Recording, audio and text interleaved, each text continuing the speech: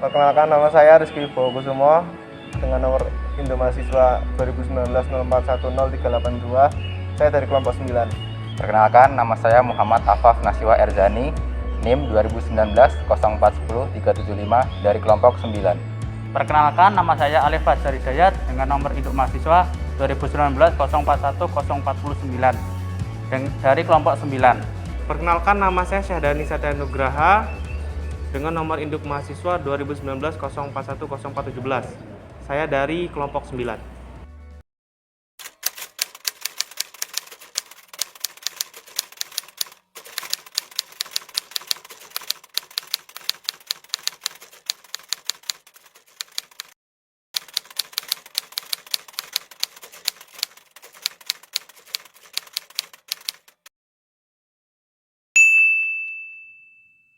Perkenalkan, saya Wahyudi Kurniawan, saya dari Manajemen 2018, selaku General Manager Himpunan Mahasiswa Manajemen atau HIMAMA periode 2020-2021.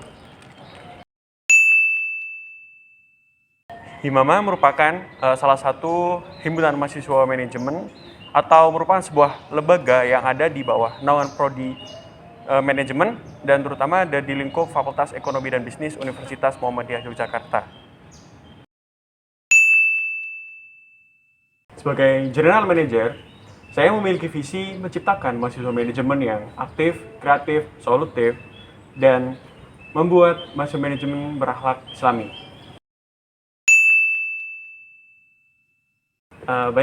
Untuk pengalaman sebenarnya banyak sekali ya pengalaman yang saya dapat selama di HIMAMA, terutama bagaimana saya di awal-awal mengikuti himpunan ini, belajar dari staf magang, kemudian menjadi staf struktural. Nah, di mana pada dulu saya sering belajar kepada pemimpin-pemimpin saya bagaimana sih cara pemimpin itu membawa perubahan kepada terutama ke himpunan ataupun yang bisa berpengaruh kepada anggota. Nah, kemudian untuk pengalaman saya sendiri, saya pernah menjadi ketua umum dari program manajemen festival itu pada tahun 2020. Nah, di sana saya banyak sekali belajar bagaimana cara mengatur keanggotaan dan bagaimana menerima pendapat ataupun masukan dari para anggota sehingga dapat menjalankan program kerja manajemen festival tersebut. Nah, di mana dalam program kerja manajemen festival itu yang memiliki 3 proker, di mana dalam hal itu tentunya banyak sekali masalah, tantangan ataupun hal apapun yang bisa membuat saya belajar gitu bagaimana saya bisa menjadi seorang pemimpin. Sehingga saya untuk menjadi ketua saya dapat pelajaran dari hal tersebut dan saya bawa untuk memimpin di HIMAMA periode 2020-2021.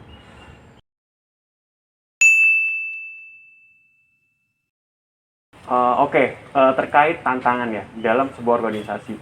Kalau tantangan bagi saya sendiri yang sering saya alami adalah tentang keanggotaan. Nah, di mana dalam keanggotaan ini tantangannya adalah kita selalu harus berusaha untuk bagaimana cara kita mengajak dan menjaga para anggota kita agar terus berkomitmen di HIMAMA. Kadang banyak anggota yang masih belum komitmen tentang kesadaran untuk bisa masuk organisasi. Mereka sudah masuk organisasi tetapi komitmen di antara mereka itu masih belum tertanam di benak mereka, sehingga hal itulah yang membuat saya harus benar-benar menjaga keanggotaan saya agar mereka terus berkomitmen.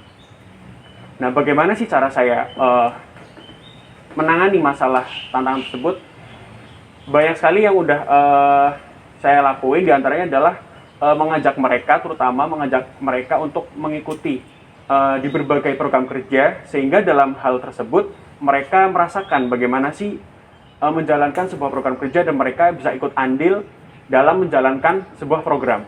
Nah, dari hal itu mereka akan merasakan kebersamaan dengan anggota-anggota lain dan timbullah rasa nyaman dari mereka sendiri dan tidak lepas begitu saja dengan adanya pengikutsertaan di program kerja kami. Seperti itu.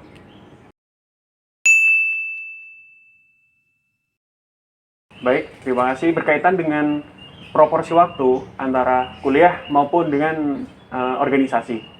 Nah, kalau saya sendiri saya melihat prioritas. Nah, dalam hal ini prioritasnya adalah mana yang sekiranya bisa yang sekiranya penting dulu gitu. Mungkin ya, oke, kuliah juga penting dan organisasi menurut saya juga penting karena saya bertanggung jawab di dalamnya, baik kuliah ataupun organisasi. Nah, tapi untuk saya sendiri saya melihat bagaimana sih pentingnya, urgentnya salah satu dua hal tersebut. Misal kuliah mungkin ada ujian atau apapun ya, saya lebih ke mementingkan yang kuliah terlebih dahulu. Nah, untuk organisasi sama melihat urgentnya bagaimana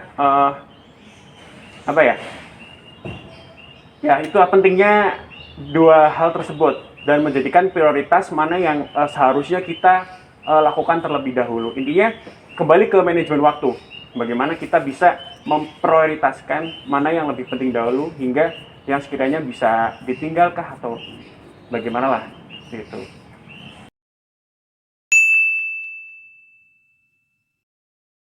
Ya, oke. Terkait menyikapi bagaimana perbedaan budaya atau watak dari masing-masing anggota, bagaimana dan caranya biar kita tetap menyatukan visi misi kita. Oke. Kalau hal itu sebenarnya wajar sekali di dalam sebuah organisasi karena memang kita dari latar belakang yang berbeda-beda sehingga tentu adanya perbedaan dari masing-masing anggota. Nah, bagaimana saya menyikapi hal tersebut? Nah, kembali ke tujuan awal sebuah organisasi di mana kita memiliki satu tujuan. Ya, satu tujuan itu ya kita harus bekerja bareng gitu. Kita harus bekerja bareng bagaimana kita bisa mencapai satu tujuan organisasi tersebut. Adanya perbedaan atau seperti perbedaan pendapat, nah itu hal yang sangat diperbolehkan. Misal si A berpendapat ini, si B dengan ini, nah itu merupakan hal yang sangat wajar. Nah, dari perbedaan tersebut maka terciptalah banyak sekali pandangan dari masing-masing anggota yang ujung-ujungnya bisa menimbulkan satu keputusan. Nah, dari perbedaan tersebut tentu perlu adanya kesadaran dari masing-masing anggota di mana pandangan-pandangan tersebut itu sebenarnya tidak selalu benar dari masing-masing mereka, namun dari adanya pandangan atau sikap-sikap tersebut ya kita bisa menyatukan dengan dasar tujuan dari himpunan organisasi tersebut. Seperti itu.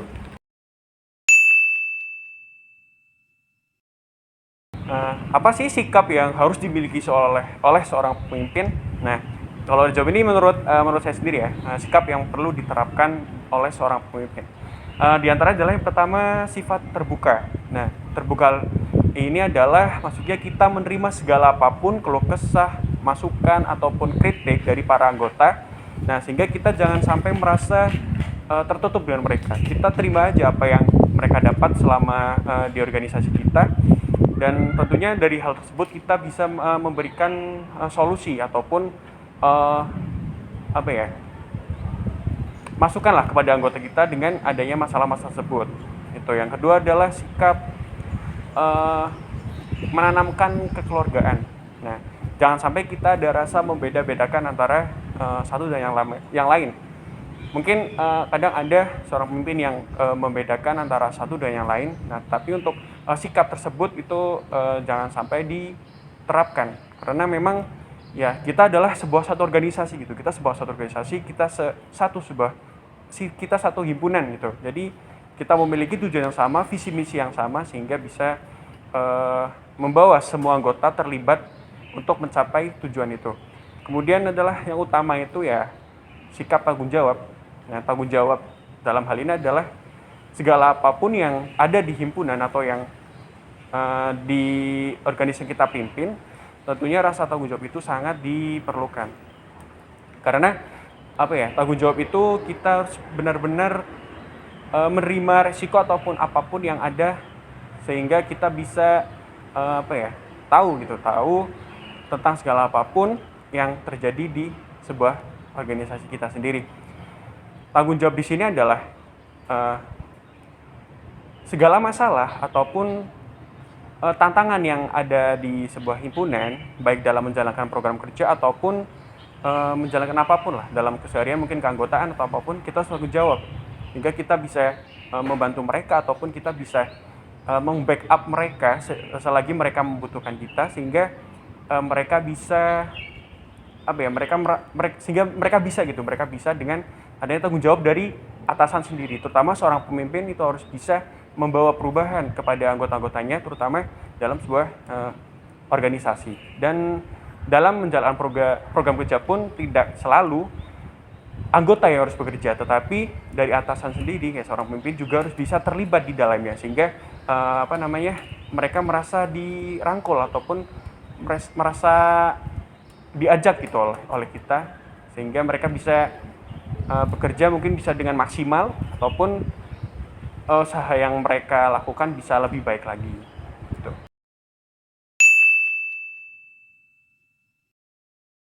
Baik, untuk menyikapi anggota yang tidak sesuai atau yang bertentangan dengan aturan-aturan di organisasi, atau bisa dibilang itu mereka menyimpang ya.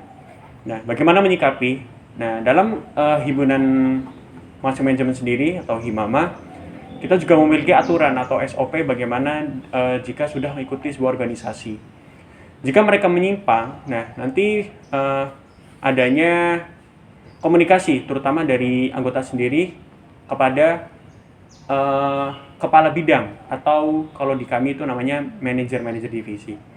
Nah, untuk prosedurnya seperti itu. Jadi dari keanggotaan sendiri, jika ada yang benar-benar mereka tidak sesuai dengan aturan, mereka ngobrol dulu nih, sebenarnya apa yang membuat dia itu menyimpang dari aturan-aturan yang ada di organisasi. Mereka ngobrol dulu nih, bagaimana masalahnya dengan kabid atau kepala bidang, atau bisa dibilang manajer yang ada di Himama. Nah, jika dengan adanya komunikasi tersebut, anggota tersebut masih menyimpang atau masih tetap keluar dari aturan-aturan yang ada di organisasi, nah baru dari yang tersebut diajak oleh atasan, yaitu ketua dari lembaga sendiri atau ketua dari himpunan sendiri, untuk menangani kenapa sih bisa keluar dari aturan-aturan yang ada di himpunan.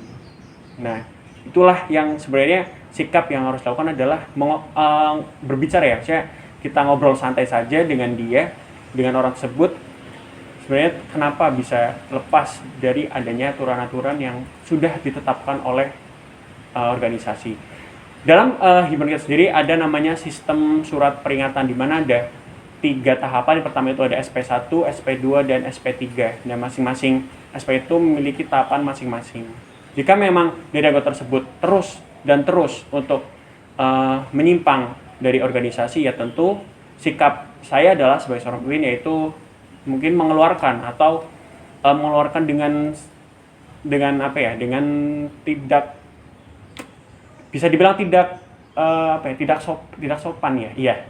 Mengeluarkan dengan agar dia tidak gabung lagi di himpunan kami.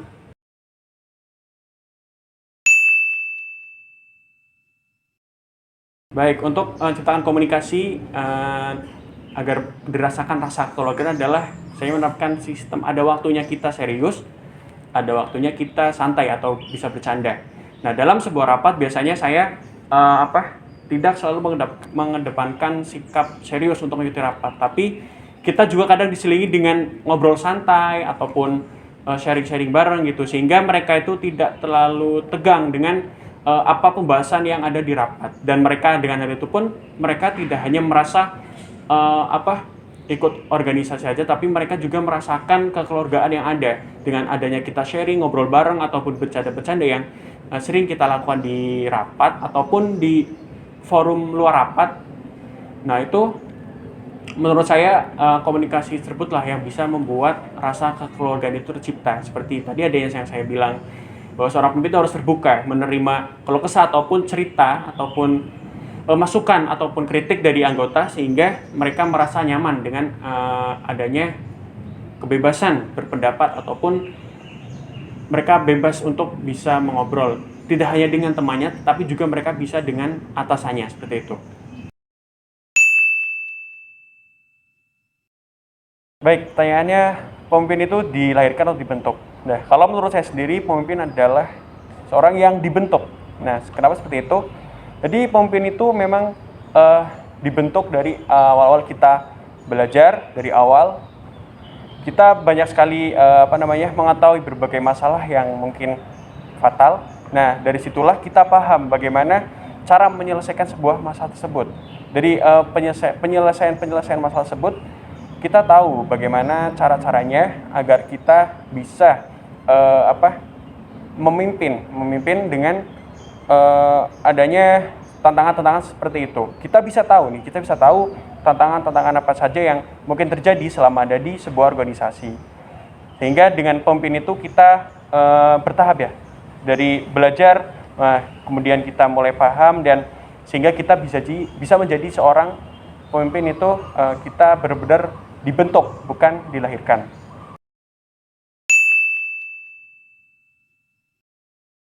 Oke, pesan untuk ketua Himama yang baru atau yang sekarang menjabat. Nah, pesan saya adalah tetap berpegang teguh kepada tujuan Himama itu sendiri. Kita harus bisa membawa seluruh anggota ataupun pengurus yang ada di Himama agar bisa menciptakan satu tujuan yang sama, yaitu menjadikan seluruh program kerja ataupun visi misi yang ada di Himama. Dan itu merupakan tujuan utama dari sebuah organisasi. Kemudian pesan saya selanjutnya adalah tetap terus menerapkan sistem kekeluargaan. Nah, dari adanya asas kekeluargaan itu tentu bisa membuat seluruh anggota ataupun pengurus yang ada di Himama itu mereka bisa menjadi nyaman atau betah selagi mereka mengikuti Himama. Gitu aja sih dari pesan aku untuk ketua Himama yang baru.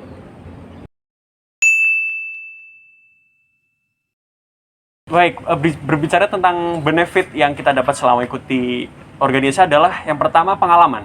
Ya, tentu pengalaman. Kenapa?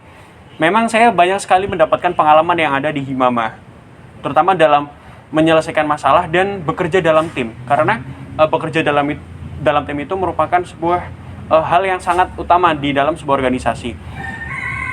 Kemudian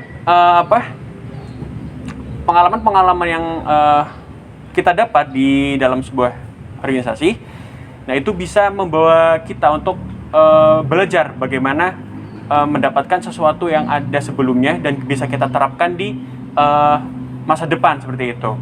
Kemudian yang kedua adalah adanya relasi. Nah, dengan mengikuti organisasi atau himpunan, saya bisa kenal dengan banyak orang, tidak hanya teman saya sedaerah sendiri, tapi saya benar-benar kenal dengan teman-teman dari berbagai daerah dengan watak-watak mereka yang sangat berbeda. Nah, dan itu relasi-relasi tersebut tentunya bisa membawa kita setelah pasca mengikuti organisasi, kita bisa mungkin kadang kita membutuhkan bantuan. Nah, kita tidak hanya bisa meminta tolong kepada teman-teman bisa dibilang teman-teman akrab kita aja, tapi kita bisa meminta tolong kepada teman-teman yang mungkin sudah kita akrab kenal di himpunan seperti itu. Kemudian yang ketiga adalah kita akrab juga dengan atasan atau program studi. Yang saya rasa sendiri adalah saya merasakan akrab atau kenal dengan staf-staf yang ada di program studi manajemen, sehingga dengan itu kita bisa mudah mendapatkan berbagai informasi yang ada di program studi untuk bisa kita ketahui. Mungkin itu sih yang keuntungan yang saya dapat, yang paling saya rasakan selama saya mengikuti organisasi.